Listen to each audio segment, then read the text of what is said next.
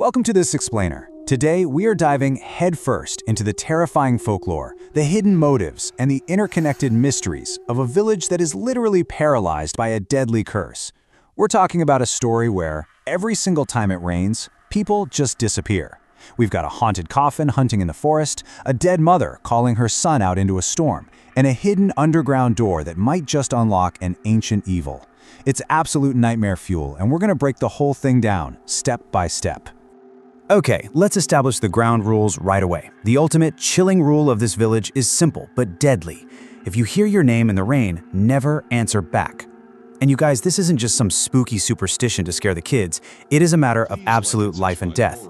The entire village operates under this heavy, suffocating shadow of fear.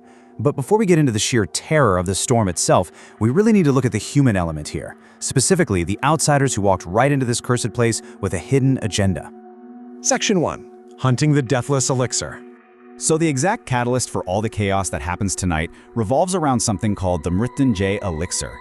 Our outsiders, two city girls named Meghna and Nishita, didn't just stumble into this village by accident. No, they are on a highly secret mission to secure a sample of this insanely coveted ancient substance. And their plan is strictly mapped out. On the night of Ekadashi, they steal the sample, and by sunrise the next day, they are out of there forever.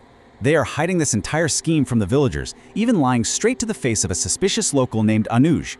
But keeping this massive secret, it's completely tearing the two girls apart. As they boldly, or let's be honest, kind of foolishly, prepare to sneak out into the dark, their mindsets are just worlds apart. Ashita is terrified. She is totally pragmatic and wants absolutely nothing to do with the village's creepy folklore. She just wants the elixir and a fast exit. But Meghna is deeply conflicted. She's been plagued by these hyper-realistic dreams where she actually sees herself as a princess. She is absolutely desperate to find out the true identity of a figure named Damayanti because she's convinced their recent meeting with the local tantric master was not just a coincidence. She physically cannot leave until she gets answers. Section 2. Terror in the Forest. Let's see how this builds into an absolute nightmare once they finally step outside. Picture this. Everything goes wrong at the exact same time the girls cross the tree line. At exactly 9 p.m., Meghna and Ishita slip out the back door into completely dead, empty streets, since every local family is locked indoors. Moments later, a drunken villager named Raju spots them. He quietly tails them into the forest, probably thinking it's a great chance to introduce himself. And, simultaneously, deep inside an old ruined fort, the tantric master begins a highly intense ritual, candles flickering violently all around him. All three of these threads are converging right there in the dark. So, Raju is following the girls into the dark, right? But the second they cross the tree line, this massive, echoing sound rips through the darkness. Boom! Boom! Boom! The girls completely freeze. Raju's face just drains of color. He clearly knows what's coming, and he whispers, "No, not tonight."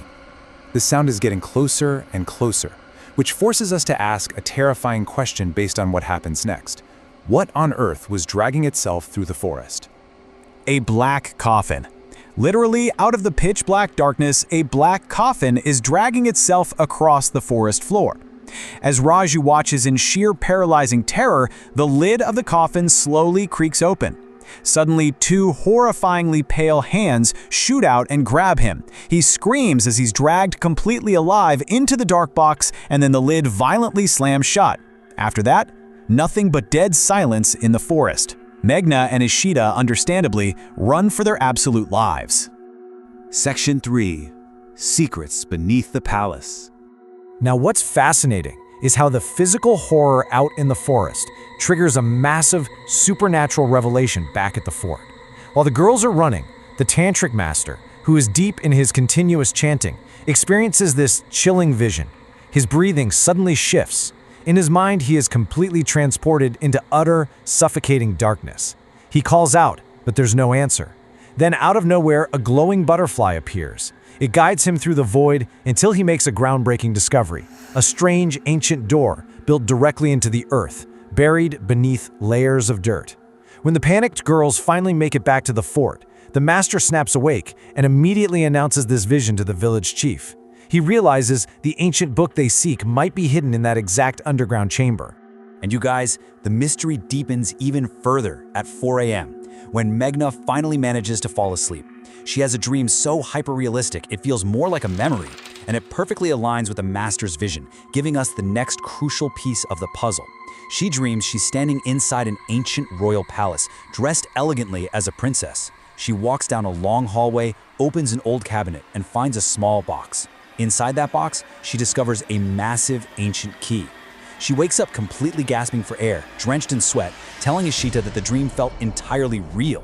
So driven by the Master's intense vision, the villagers launch a huge investigation the very next morning.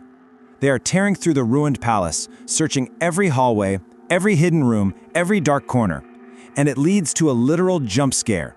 A villager named Manish finally yanks open an old chamber door, totally hoping to find the hidden basement, only for dozens of bats to just explode out into the hallway, screaming into the air.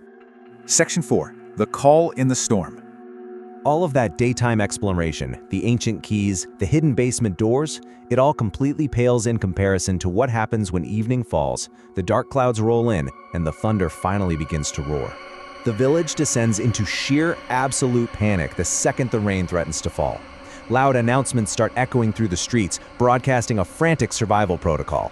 Step 1, return home immediately. Step 2, close every single window and cover them with curtains. Step 3, turn off your phones.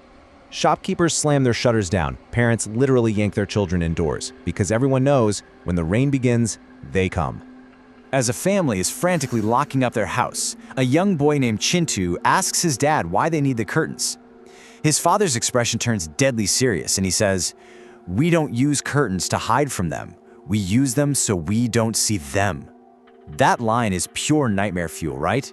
It brilliantly shifts the horror. This isn't just about a physical monster breaking through the glass. It's the intense psychological terror of simply looking out your window and locking eyes with whatever is waiting for you in the rain. And then, the psychological horror gets incredibly personal. As the storm rages outside, little Chintu hears a voice right outside his window. Just imagine this, hearing your own name in the freezing rain spoken directly by your mother, who passed away months ago. She begs him, "Chintu, beta, please let me inside. I'm cold." Chintu is so confused, telling the voice that his dad told him she died. But the voice whispers back that his father lied, begging him to open the door before the rain gets worse. Against all warnings, against the ultimate rule of the entire village, the trembling boy walks toward the door and unlocks it.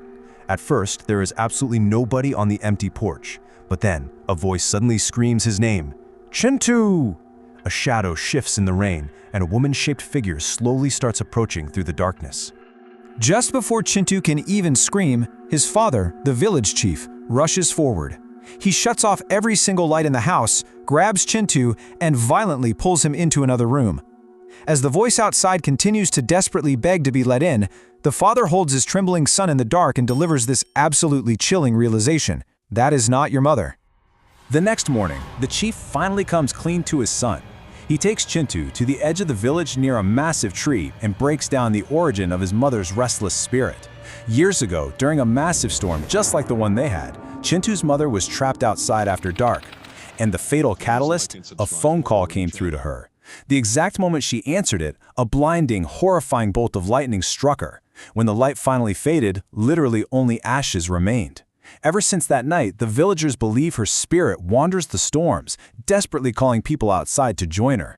So, as we wrap up this explainer, we are left with these incredible overlapping mysteries. The Mrityunjay Elixir, the dragon coffin in the forest, the hidden underground door beneath the palace, and the deadly storm. It leaves us with this one haunting, unresolved question. Was the voice in the rain truly Chintu's mother trapped between worlds, or was it something ancient and evil merely pretending to be her? And with Meghna holding the key to a buried secret, what exactly hides within the cursed rain? Thanks for joining me to explore this dark mystery today, and whatever you do, keep questioning the shadows.